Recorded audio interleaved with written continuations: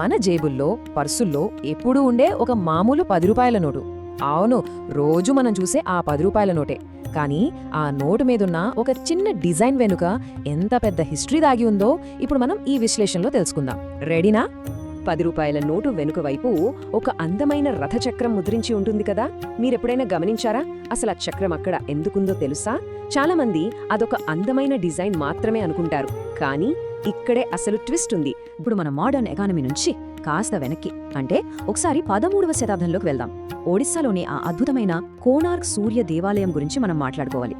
ఎందుకంటే అది కేవలం దేవుణ్ణి పూజించే సాధారణ గుడి మాత్రమే కాదు.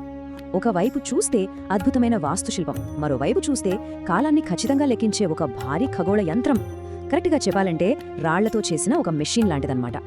అసలు ఇది ఎలా పనిచేస్తుందంటే, ఈ దేవాలయం మొత్తాన్ని ఒక భారీ రథం ఆకారంలో నిర్మించారు. ఆ రథానికి ఏకంగా 24 అద్భుతమైన రాతి చక్రాలు ఉంటాయి. ప్రతి చక్రం ఎంత పర్ఫెక్ట్గా, ఎంత కళాత్మకంగా చెక్కబడిందో చూస్తే మనం నిజంగా ఆశ్చర్యపోతాం. ఇప్పుడు అస్సలు విషయానికి వద్దాం. ఈ 24 అద్భుత చక్రాలలో 6వ చక్రం ఉందే, ఎగ్జాక్ట్గా అదే డిజైన్ని మన 10 రూపాయల నోటు మీద ముద్రించారు.